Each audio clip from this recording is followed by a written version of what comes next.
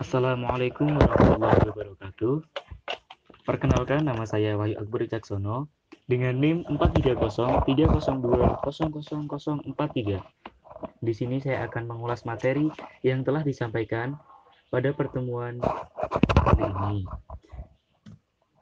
yang berisikan tentang pengertian akhlak dan tasawuf. Pengertian akhlak ada beberapa sosok atau beliau yang mengartikan akhlak. Yang pertama dari Ibu Maskawai menjelaskan bahwasannya akhlak berarti keadaan jiwa yang mengajak atau mengarahkan untuk melakukan segala sesuatu tanpa berpikir dan tanpa melihat. Yang kedua, oleh Imam Ghazali, ibarat suatu keadaan jiwa yang tertancap di dalamnya dan bersumbernya beberapa perilaku yang bisa keluar dengan mudah tanpa harus membutuhkan pikiran. Dan yang ketiga, menurut Ibrahim Anis, yaitu keadaan jiwa yang mana di dalamnya bersumber beberapa perilaku, baik itu baik ataupun buruk, dan tanpa membutuhkan berpikir. Dari beberapa pendapat ahli di atas, bahwa bisa kita pahami bahwa akhlak yaitu memiliki arti keadaan jiwa yang mendorong manusia untuk melakukan perbuatan secara spontan, tanpa harus berpikir panjang, serta tidak ada paksaan. Sebenarnya, di dalam diri manusia ada beberapa dorongan batin.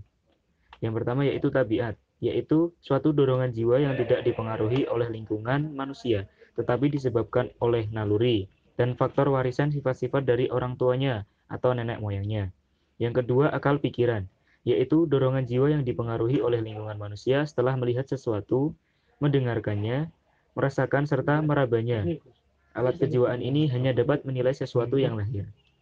Yang ketiga, hati nurani, yaitu dorongan jiwa yang hanya berpengaruh oleh alat kejiwaan yang dapat menilai hal-hal yang sifatnya abstrak atau batin, karena dorongan ini mendapatkan keterangan atau ilham dari Allah Subhanahu wa taala.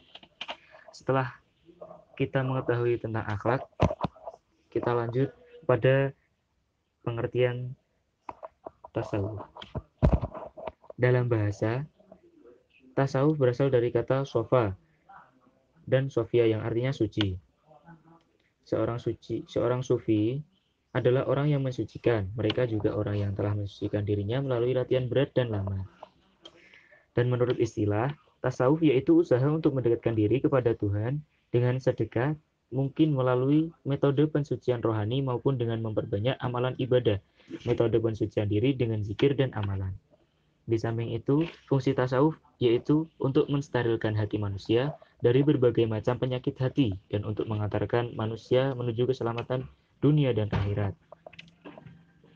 Tujuan mempelajari akhlak tasawuf yaitu yang pertama, ilmu akhlak tasawuf bertujuan untuk memberikan pedoman untuk manusia dalam mengetahui dan membedakan antara yang baik atau buruk dan benar atau salah.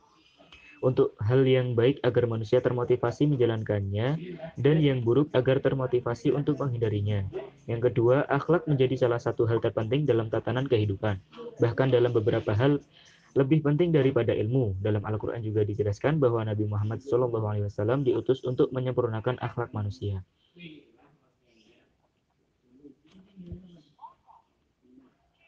Jadi, kita sebagai orang yang hidup di masa modern ini, kita wajib mengikutinya agar kita tidak ketinggalan zaman. Tetapi jangan sampai kita mengikuti arus tersebut, dan kita wajib mengamalkan akhlak yang baik dalam kehidupan kita. Sekian ulasan materi yang dapat saya sampaikan. Kurang lebihnya mohon maaf. Wabillahi taufik wal hidayah. Wassalamualaikum warahmatullahi wabarakatuh.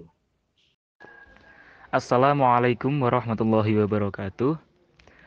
Perkenalkan, nama saya Wahyu Akbar Wicaksono dengan NIM 4303002000043. Di sini saya akan mereview materi yang telah disampaikan mata kuliah akhlak tasawuf, yaitu berakhlak terhadap pencipta dan terhadap ciptaannya. Di sini yang bisa saya simpulkan yaitu berakhlak terhadap Tuhan. Yang kedua, berakhlak terhadap diri sendiri. Dan yang ketiga, berakhlak terhadap sosial. Yang pertama, berakhlak kepada Tuhan. Berakhlak kepada Tuhan yaitu adalah sebuah keniscayaan yang wajib kita lakukan dan wajib kita jalankan. Yang kedua, berakhlak terhadap diri sendiri, yaitu berakhlak yang dilakukan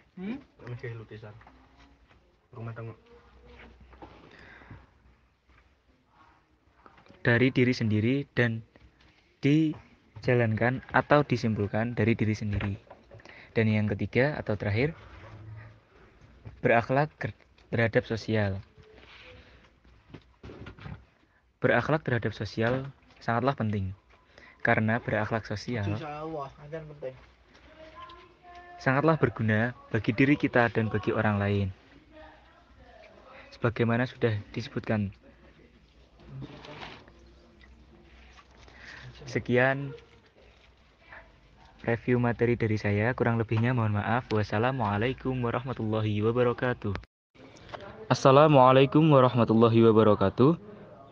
Saya Wahyu Akbar Wicaksono dengan nomor induk mahasiswa 4303002000043. Di sini saya akan menerangkan materi yang telah disampaikan di PPT tadi. Yang pertama, yaitu tentang manajemen hati sebagai inti pendidikan akhlak. Yang pertama yaitu pengertian kolbun. Kolbun memiliki arti hati. Dalam bahasa Arab ada kata dasar yang artinya membalik. Jika bicara tentang hati, kita pasti merasa sedih, galau, dan lainnya. Di samping itu, ada penyembuh hati, yaitu dengan kita melakukan sholat malam, dengan berkumpul dengan orang yang soleh, dengan puasa, dengan membaca Al-Quran, dan memaknainya, dan banyak berzikir. Setelah itu kita lanjutkan materi yang kelima, yaitu tentang taubat. Taubat memiliki arti kembali kepada ketaatan.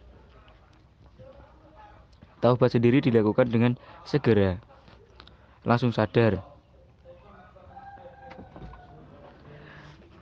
dan mengakui kesalahan, menyesali kesalahannya, tidak mengulangi, dan beramal soleh. Hal ini memang sulit, tetapi tidak mustahil untuk kita melakukan taubat. Sekian materi yang dapat saya sampaikan, kurang lebihnya mohon maaf. Wabillahi taufik wal hidayah. Wassalamualaikum warahmatullahi wabarakatuh. Assalamualaikum warahmatullahi wabarakatuh. Nama saya Wahyu Akbar Wicaksono dengan nomor induk mahasiswa 4303002000043. Di sini saya akan menerangkan materi yang telah dijelaskan tadi, yang dengan tema sabar. Sabar artinya yaitu mencegah atau menghalangi, menahan untuk tak berkeluh kesah, mencegah lisan untuk merintih, dan menghalangi tubuh untuk tak menampar pipi dan tidak merobek pakaian dan sejenisnya. Sabar adalah menahan gejolak nafsu demi mencapai yang terbaik. Sabar adalah bagian dari azam. Azam, jika dilihat dari segi bahasa, artinya keteguhan hati dan tekad melaksanakan sesuatu. Sabar terbagi menjadi 3. Menurut Muhammad bin Saleh, yaitu sabar dalam ketaatan, sabar untuk tak bermaksiat, sabar saat ditimpa cobaan, dan sabar dalam Al-Quran, yaitu 1. Sabar menerima cobaan hidup, ada pada surah Al-Baqarah ayat 155 sampai 157. Yang kedua, sabar dari keinginan hawa nafsu, yaitu ada pada surah Al-Munafiqun ayat 9. Yang ketiga, sabar dalam taat kepada Allah, ada pada surah Maryam ayat 65. Yang keempat, sabar dalam dakwah, ada pada surah Luqman ayat 17. Yang kelima, sabar dalam perang, ada pada surah Al-Baqarah ayat 177. Dan yang keenam, sabar dalam pergaulan ada pada surah An-Nisa ayat 19. Konsep sabar dalam psikologi yaitu pengendalian diri bertahan pada situasi sulit, menerima kenyataan, berpikir panjang, tak berputus asa, tenang, pemaaf, ikhlas, dan tidak emosi. Cara melatih kesabaran yaitu dengan cara ikhlas, qiraatul Quran, puasa, mujahadah, mengingat tujuan hidup, latihan, dan mengambil kisah dari seorang penyabar. Mungkin itu yang dapat saya sampaikan. Kurang lebihnya mohon maaf. Wabillahi taufiq wal hidayah. Wassalamualaikum warahmatullahi wabarakatuh. Assalamualaikum warahmatullahi wabarakatuh. Nama saya Wahyu Akbar Wicaksono dengan NIM 43030200043. Di sini saya akan mengulas materi yang telah disampaikan pada pertemuan ke-7, yaitu pada mata kuliah Akhlak Tasawuf yang menjelaskan tentang syukur dan ikhlas. Yang pertama, syukur. Syukur berasal dari kata syakiron, yashkuru, syakiron.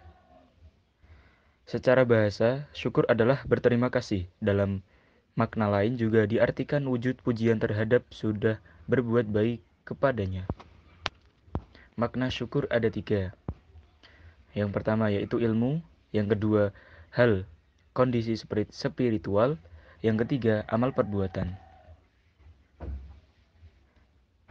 Berikut adalah dimensi syukur menurut Imam Al-Ghazali. Perwujudan syukur ada 3, yaitu hati, lisan, dan perbuatan. Selanjutnya, manfaat syukur menurut Sayyid Qutb. Yang pertama yaitu untuk menyucikan jiwa. Yang kedua, mendorong jiwa beramal solih. Yang ketiga, membuat ridho orang lain. Dan yang keempat, memperbaiki dan memperlancar interaksi sosial. Manfaat lain dari syukur, yaitu mengarahkan hati untuk ikhlas, menumbuhkan optimisme, memperbaiki kualitas hidup, mempererat persaudaraan, dan mendatangkan karunia Allah.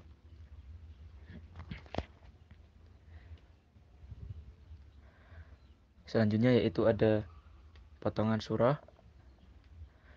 Bismillahirrahmanirrahim.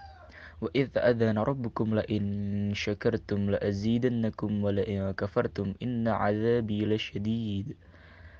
Artinya, dan ingatlah juga tatkala Tuhanmu memaklumkan, sesungguhnya jika kamu bersyukur, pasti kami akan menambah nikmat kepadamu, dan jika kamu mengingkari nikmatku, maka sesungguhnya azabku sangat pedih. Makna yang kedua yaitu ikhlas.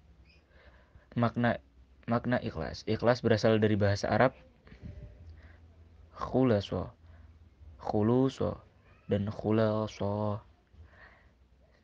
yang maknanya hati yang bersih, hati yang rela, dan hati yang tulus, menghendaki keridhaan Allah Subhanahu wa taala dalam amalan-amalan yang dilakukannya serta membersihkannya dari segala pamrih pribadi ataupun lebih cenderung kepada duniawi.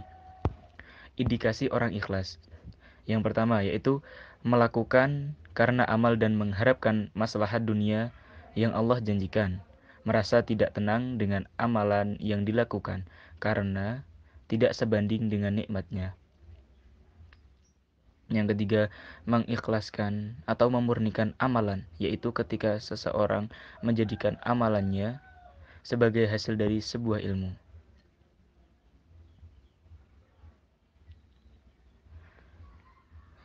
Selanjutnya, hal-hal yang bisa menunjang sifat ikhlas dan bisa menjadi quality control bagi keikhlasan, yaitu sebagai berikut. Yang pertama yaitu sebagai wara, kedua sebagai syukur, yang ketiga sebagai sabar, yang keempat tawakal, dan yang kelima zuhud. Potongan surah yaitu mathalul ladzina yunfiquna amwalahum fi sabilillahi kamathali habbatin ambatat sab'a sanabila fi kulli sumbulatin mi'atu habbah wallahu yudha'ifu liman yasha wallahu wasi'un 'alim. yang artinya perumpamaan nafkah yang dikeluarkan oleh orang-orang yang menafkahkan hartanya di jalan Allah adalah serupa dengan sebutir benih yang menumbuhkan 7 bulir, pada tiap-tiap bulir 100 biji. Allah melipat gandakan ganjaran bagi siapa yang Dia kehendaki, dan Allah maha luas karunia-Nya, lagi maha mengetahui. Sekian materi yang dapat saya sampaikan. Kurang lebihnya mohon maaf. Wabillahi taufik wal hidayah. Wassalamualaikum warahmatullahi wabarakatuh.